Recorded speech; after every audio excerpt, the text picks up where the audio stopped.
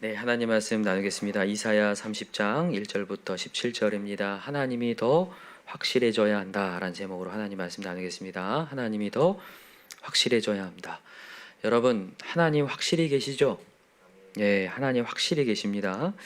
여러분, 하나님 어제 우리가 하나님은 반드시 뜻이 있다, 계획이 있다라는 말씀 함께 드렸는데, 여러분, 하나님은 목적 없이 우리를 창조하지 않았어요. 목적이 분명히 있죠.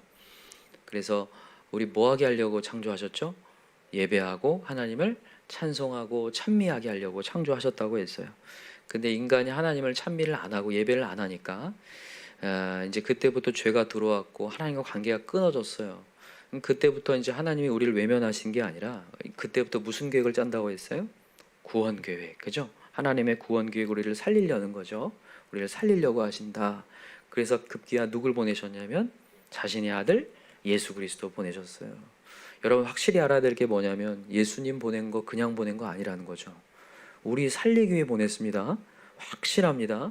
하나님은 그냥 막연하게 일하시는 분이 절대 아니에요. 예수 그리스도를 보내시면서 그분이 죽어서 우리를 건져내려고, 그러니까 여러분, 이 예수님의 죽음을 여러분 헛되지 않게 하길 바래요. 예수님이 보내신 이유가 확실하다. 아, 우리를 살리려고 하시는구나, 우리를 건지려고 하는구나 라는 것이 확실해지셨으면 좋겠는데, 이 예수님의 죽음을 어떤 사람들은 어떤 퍼포먼스로 여겨요. 공연처럼 여긴다고요. 아닙니다. 우리가 이제 어렸을 때부터 성탄절이나 부활절 되면 뭐 예수님의 십자가라든지 예수님의 탄생에 대한 우리가 이제 공연을 하다 보니까 나도 모르는 사이에 예수님이 어떻게 보면 멀리 있는 분으로 착각할 때가 있는데 절대 아니라는 거예요. 여러분, 예수님은 역사이고 사실입니다. 진짜 실제하시는 분이고 진짜로 부활하셔서 내 곁에 계시는 분이에요. 제가 오늘 이 얘기를 왜 드리냐면 우리 하나님이, 예수님이 막연해지는 순간 그때부터 죄가 들어옵니다. 인간이 왜 죄를 짓냐면 하나님이 막연해지니까 죄를 짓는 거거든요. 오늘 본문에 보세요. 한번 1절 읽어봅시다. 여호와께서 이르시되 패역한 자식들은 화 있을진저 그들이 개교를 베푸나 나로 말미암지 아니하며 맹약을 맺으나 나의 영으로 말미암지 아니하고 죄의 죄를 더하도다, 이렇게 돼 있어요. 그러니까 그들이 스스로 지혜를 가지고 막 이 난관을 풀어보려고, 지금 이스라엘 굉장히 위기잖아요, 그죠? 난관을 풀어보려고 계교를 짜고 맹약을 맺고 있는데 누구로 말미암지 않는다고요? 하나님의 영으로 말미암지 않는다.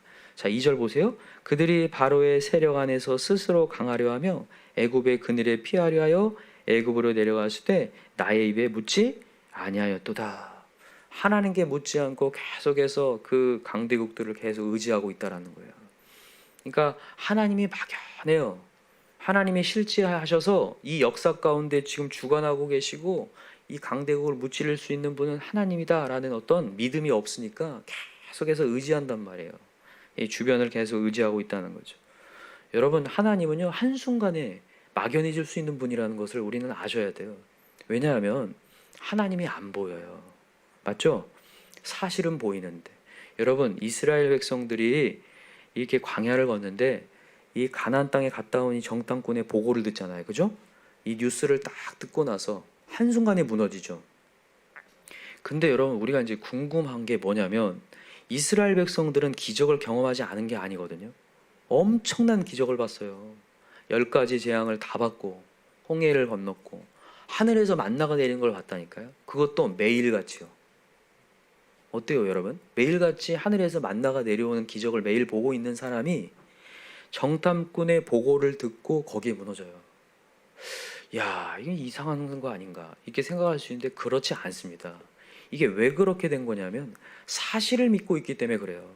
사실을 믿고 있기 때문에. 여러분, 기적도 사실입니다. 사실 뉴스도 사실이고 기적도 사실이에요. 여러분, 우리가 믿어야 할 분은 뭐냐면 기적 배후에 계신 하나님을 믿어야 되거든요. 근데 기적을 믿어요. 기적만. 지금 나 앞에 나타난 현상들, 어떻게 뭐 변화된 것들, 뭐 이런 것들만 믿는 거지 그 배후에 변화시키신 분, 역사하시는 분, 여러분, 그게 진짜 쉽지 않은 것 같아요. 여러분들이 한번 신앙을 보세요. 우리의 신앙에 어렸을 때 주님을 경험하고 역사를 체험하고 간증도 듣고 얼마나 대단한 것들에 대한 경험들이 있지만 여러분, 우리가 그 배후에 계신 보이지 않는 그 하나님이 역사하신다라는 강력한 믿음이 없잖아요. 뉴스 앞에서, 보고 앞에서, 뚜렷한 사실 앞에서 다 무너집니다. 우리가 그럴 수 있어요. 여러분, 문둥병자 10명을 하나님이 치유하셨지만 누구만 옵니까? 딱 한 명만 와요. 한 명만. 한 명만 하나님 앞에, 예수님 앞에 와서 감사를 하거든요. 9명은 기적에 집중되어 있는 삶이죠. 하나님의 치유한 것에 대한 것을 모르는 거죠. 여러분, 예수님께서 오병이어의 기적을 베푸신 뒤에 말씀을 전합니다. 말씀을 막 전하는데, 너희들 이것이 우리를 살리는 게 아니다. 육의 음식이 우리를 살리는 게 아니다. 살리는 것은 영이다 라고 얘기하는 순간 다 떠나가요. 기적을 받았던, 이 기적을 보았던 사람들이 다 떠나갑니다. 예수님은 그걸 간파하고 있었어요. 너희들이 내 앞에 온 이유는 먹고 뭐한 까닭이라? 배부른 까닭이다. 떡을 먹고 배부른 까닭이다. 그냥 기적의 모든 포커스가 있는 거예요. 그 배후에 계신 하나님이 포커스가 아니라. 여러분, 하나님이 막연해지고 기적에만 그냥 몰두하고 현상에만 집중하는 순간 이 현상은요 너무나 변화무쌍하거든요. 세상에 나가보면 이 세상이 진짜로 변화무쌍하기 때문에 거기에 그냥 우리가 휘둘릴 수 있다라는 거예요. 여러분, 사실에 매이는 순간, 여러분 내가 앞에 눈에 보이는 것에 매이는 순간 우리는 이 하나님의 말씀이 아무것도 아니게 여겨집니다. 오늘 본문의 메시지가 이 지금 하나님의 영으로 말미암지 않고 하나님께 묻지 않았다고 얘기하는데 이 어떻게 되는지 쭉 보세요. 자, 8절 한번 읽어봅시다. 8절 시작. 이제 가서 백성 앞에서 서판에 기록하며 책에 써서 후세에 영원히 있게 하라. 대저 이는 패역한 백성이요 거짓말하는 자식들이요 여호와의 법을 듣기 싫어하는 자식들이라. 하나님의 법을 듣기 싫어한대요. 그러니까 여러분, 하나님이 막연하고 사실에만 집중돼 있고 이 강렬한 세상, 여러분 영상이든 뉴스든 뭐든 왜 우리가 주목을 하게 되냐면 진짜 사실이거든요. 와, 이게 사실처럼 다가오는데 하나님 말씀은 사실이 아니고 멀리 있는 것 같거든요. 그러니까 그런 얘기들은 듣기가 싫다는 거예요. 말씀이 듣기가 어렵거든요. 여러분, 세상의 영이 머리 가운데 가득 채워져서 사실에 집중된 사람들은 말씀 자리가 그렇게 곤욕스럽습니다. 하나님의 메시지가 아무 힘이 없는 것 같고 그렇게 고통스러워요. 그래서 급기야는 뭐라고 얘기하게 되냐면 10절 보세요. 그들이 선견자들의 이르기를 선견하지 말라. 차라리 앞에 얘기하지 말라. 예언의 메시지 주지 말라는 거예요. 선지자들에게 이르기를 우리에게 바른 것을 보이지 말라. 우리에게 부드러운 말을 하라. 차라리 부드러운 얘기 해달라는 거예요. 그래서 실제로 많은 성도들이 십자가의 복음이라든지 예수 십자가 복음, 자기 부인에 대한 메시지, 우리의 사명에 대한 얘기를 하면요 별로 좋아하지 않아요. 그냥 내 마음을 그냥 때려주고 울려주는, 카타르시스 느끼게 해주는 위로의 메시지만 듣기를 원해서 그 부드러운 얘기, 이런 얘기만 듣기 원한다는 거예요. 그래서 11절 보세요. 너희는 바른 길을 버리며 첩경에서 돌이키라. 이스라엘의 거룩하신 이를 우리 앞에 떠나시게 하라 하는도다. 하나님이 차라리 내 곁에서 떠나는 게 낫겠다 이렇게 여긴다는 거예요. 이러므로 이스라엘의 거룩하신 이가 이같이 말씀하시 너희가 이 말을 업신여기고 압박과 허망을 믿어 그것을 의지하니. 여기 압박이라는 단어가 나오죠. 여러분, 이 세상이 압박을 하거든요. 우리를 뉴스가 우리를 압박해요. 여러분, 지금 이스라엘이 있으면 아수르가 압박을 하고 있어요. 이런 소식들을 통해서 그들이 쳐들어온다라는 압박. 지금도요 마찬가지로 여러분 뉴스를 보면 우리를 압박합니다. 맞죠? 야, 이렇게 살면 안 될 것 같아요. 이렇게 살다가 노후가 어떻게 될 것 같아서 계속 우리를 압박해요. 코로나의 어떤 소식들이 우리를 압박합니다. 어떤 위기의 상황들이 계속 조장되면서 우리를 압박하거든요. 근데 오늘 메시지에 딱 그렇게 얘기해요. 너희가 이 말을 업신여기고 압박과 허망을 믿어 그것을 의지하니. 여러분, 이 메시지는 그것을 의지하라는 거예요, 의지하지 말라는 거예요. 의지하지 말라는 거거든요. 이 압박을 의지하지 말라는 거거든요. 뉴스를 의지하지 말라는 거예요. 정당권의 그 사실 보고를 의지하지 말라는 거거든요. 여호수아와 갈렙은 사실을 보고하지 않고 하나님을 보고하죠. 가나안 땅의 배후에 계신 하나님, 약속을 던져주신 하나님을 의지하여서 그것을 얘기하고 그들은 우리 밥이다 이렇게 얘기하거든요. 여러분, 이 말씀을 명심하시기 바랍니다.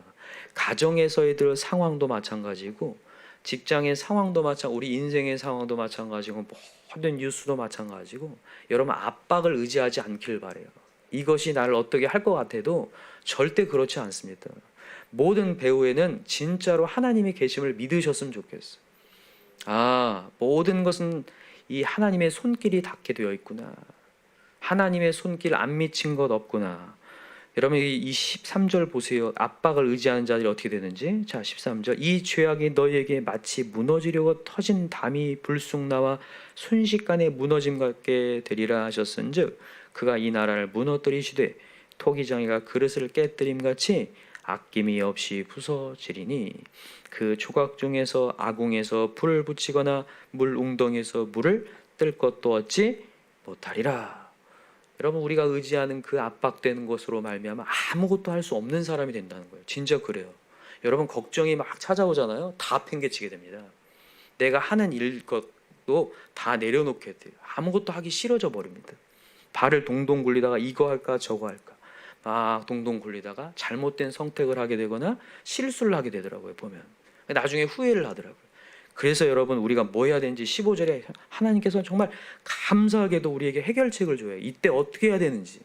압박이 찾아올 때, 뉴스가 올 때, 위기가 올 때, 발을 동동 굴릴 때, 상황이 어려울 때, 내 뜻대로 뭐가 안 될 때, 답답할 때 어떻게 해야 되는지. 자, 15절. 자, 동그라미 해놓고 별표 엄청 많이 하세요. 자, 15절 시작. 주 여호와 이스라엘의 거룩하신 이가 이같이 말씀하시되 너희가 돌이켜 조용히 있어야 구원을 얻을 것이요 잠잠하고 신뢰하여야 힘을 얻을 것이거늘 너희가 원하지 아니하고 이르기를 아니라 우리가 말 타고 도망하리라 하였으므로 너희가 도망할 것이요 또 이르기를 우리가 빠른 짐승을 타리라 하였으므로 너희를 쫓는 자들이 빠르리니 한 사람이 꾸짖은즉 천 사람이 도망하겠고 다섯이 꾸짖은즉 너희가 다섯 다 도망하고 너희 남은 자는 겨우 산 꼭대기에 깃대 같겠고 산마루 위에 기치 같으리라 하셨느니라. 여러분 우리가 구원받는 길은 뭐냐면 가만히 하나님을 기다리는 거예요. 여러분 마음에 압박이 찾아올 때 이게 진짜 중요한 메시지. 여러분 이 홍해를 건널 때 홍해 앞에 이 뒤에는 애국 군대가 찾아올 때 이스라엘 백성들이 발을 동동 굴리고 있을 때 하나님이 주신 메시지가 뭡니까? 너희는 가만히 있어. 하나님의 구원을 보라라는 거거든요. 너희는 잠잠히 하나님의 메시지를 들으라라는 거거든요. 여러분 이거 말씀으로 여러분 받으시기 바랍니다. 하나님 말씀으로 받으시기 바래요. 그래도 뭔가를 해야 되지 않을까요? 아닙니다. 여러분 압박이 올 때 내가 행동하는 것은 반드시 실수라는 걸 아셔야 돼요. 나에게 압박이 찾아오고 걱정이 찾아오고 염려가 찾아왔을 때 내가 행동하는 것들은 다 실수일 가능성이 높아요. 나중에 큰 후회를 하게 될 겁니다. 에라이 모르겠다 하고 내가 이렇게 자포자기로 이게 막 날 던지게 되거든요. 압박이 오거나 내 마음이 안 들 때, 마음대로 안 될 때, 답답할 때, 여러분 이때 우리가 해야 될 게 조용히 하나님을 기다려야 돼요. 하나님 역시나 제가 바꿀 수 없다는 걸 알았습니다. 하나님 오늘도 역사해 주십시오 하면서 하나님을 기다리는 거. 이 세상이 확실한 게 아니라 하나님이 확실하거든요. 여러분 오늘도 막연하게 보이는 하나님이 아니라 맞아 하나님 말씀만이 확실해. 하나님만이 구원자셔. 오늘도 여러분 하나님이 더 확실해지셨으면 좋겠어요. 여러분 상황이 확실하게 나에게 찾아올수록 압박할수록 더 하나님이 확실해져야 돼요. 입술로 고백하시기 바랍니다. 우리 하나님이 이긴다. 이 배후에는 하나님이 계신다. 하나님이 역사하고 계신다. 오늘도 무릎을 꿇고 하나님을 기다릴 때에 하나님 역사한다. 여러분 누군가가 여러분들을 막 찌르고 공격하고 욕하고 막 나를 힘들게 하고 그럴 때 여러분 같이 맞장구 치지 마시고 오늘도 감사히 하나님을 기다리면서 그거 진짜 잘했던 사람 누굽니까? 다윗이죠. 진짜 다윗. 15년 동안 쫓겨다니면서도 죽일 수 있는 상황 속에서도 들레지 않고 시끄럽지 않고 가만히 잠잠히 우리 시편 62편 많이 외웠는데 내 영혼아 잠잠히 여호와를 바라라. 잠잠히 하나님을 기다리면서 때를 또 찾는 거예요. 하나님이 주실 때를. 그러니까 실수를 하지 않아요. 정말 실수를 하지 않고 압박감 속에서 하나님을 찾으니까 항상 하나님이 구멍을 내시더라고요. 살 구멍을 내시고 살 소망을 주시고 미래가 되게 하시고 소망이 되게 하시거든요. 여러분 이 압박감이라는 것을 다 경험해 봤을 텐데 이 압박감이 생각보다 무섭습니다. 진짜 다 다 사라진다니까요. 내가 지금까지 했던 모든 경험들, 간증들, 말씀들 다 삭제가 돼요. 압박감이 오면, 누군가로부터 막 어떤 위협이나 여러 가지 것이 오면 다 사라집니다. 여러분, 이럴 때 정신을 바짝 차리고 주님 앞에 엎드려야 돼요. 여러분, 이제 이 메시지 뒤에 이제 히스기야 기도가 쭉 나오는데, 뒤에 이제 40장부터 거기에 메시지에 이런 거예요. 아수르가 압박을 해가지고 막 사네립이 편지를 써갖고 할 때에 히스기야가 한 게 뭐냐면, 막 뭔가를 해보자, 애굽에 가서 이렇게 하지 않고 편지를 막 올려놓고 하는 게 기도했다라는 거죠. 잠잠히 하나님을 기다리면서 하나님을 찾았다라는 거. 그게 그의 통로가 되고 길을 여는 좋은 시간이 되었다는 거예요. 그래서 여러분, 이 새벽 다시 한번 우리 압박감 속에서 하나님을 기다립시다. 하나님의 역사하신 것들 보았으면 좋겠고요. 아, 너무 늦었어, 아, 이대로는 안 돼, 이렇게 하지 마시고, 하나님은요, 얼마나 대단하신 분이냐면 100세에도 아들 주실 분이잖아요. 엄청 기다리게 하실 수 있는 분인 거 아시죠? 그래서 여러분과 제가 오늘도 잠잠하고 신뢰하면서 하나님을 기다릴 때 역사하신 하나님을 볼 줄 믿습니다. 기도합시다. 이 시간에 우리 간절히 기도할 때, 하나님은 확실히 계시는 분이신데 나도 모르게 너무나 확실한 뉴스 앞에, 보고 앞에, 상황 앞에 하나님이 막연해지고 상황 앞에 무너질 때가 있습니다. 그러지 않게 하시고 오늘도 정신을 차리고 하나님이 확실하다, 나를 구원할 하나님이 확실하다 믿는 자 다 되게 도와 주옵소서. 오늘 이 시간에 우리의 믿음이 더 확실해지게 해달라고, 하나님을 더 기다리게 해달라고, 뭔가 내 앞에 안 될 때, 우리의 자녀들이든 누구든 뭐가 잘 안 될 때 더 신뢰하고, 하나님을 신뢰하고 더 잠잠히 하나님을 부르짖고 찾는 자 되게 해달라고. 이 코로나 기간 많은 사람들이 우울증에 빠진다는데, 여러분, 이럴 때일수록 더 하나님과 가까워지고 잠잠히 하나님을 찾는 자 되게 해달라고, 우리 이 시간 주여 삼창 간절히 부르고 기도합시다. 주여, 주여, 주여. 하나님 아버지 감사합니다.